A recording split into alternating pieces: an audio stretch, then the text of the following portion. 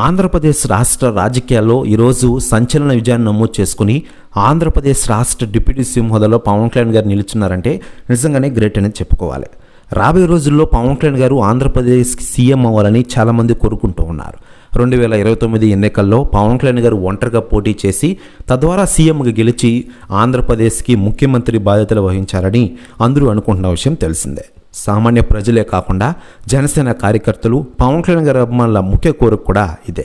కానీ రాబోయే రోజుల్లో ఏం జరుగుతుందనేది ఆ దేవుడే చెప్పాలి. ఇలా పవన్ కళ్యాణ్ గారి పేరు ఆంధ్రప్రదేశ్ రాష్ట్ర రాజకీయాల్లో మారుమోగుతోంది. మరోవైపు బీజేపీకి దగ్గరగా పవన్ కళ్యాణ్ గారు వెళ్తున్నట్లు తెలుస్తోంది. ముఖ్యంగా కేంద్ర క్యాబినెట్లోకి పవన్ కళ్యాణ్ గారిని తీసుకోవాలని అమిత్ షా గారు బిగ్ ప్లాన్ వేశారట. దీనిపై అధికార ప్రకటన త్వరలోనే రానుందట. పరస్యం న్యూస్ కూడా తెగ వైరల్ అవుతుండగా 2029లో బీజేపీని కూడా బలంగా మార్చేందుకు దానికి పవన్ కళ్యాణ్ గారి సహకారం తీసుకునేందుకు మోడీ గారు అమిత్ షా గారు బిగ్ ప్లాన్ వేశారట. పరస్యం న్యూస్ కూడా తెగ వైరల్ అవుతోంది టోటల్ ఆంధ్రప్రదేశ్ రాష్ట్ర రాజకీయాల్లో.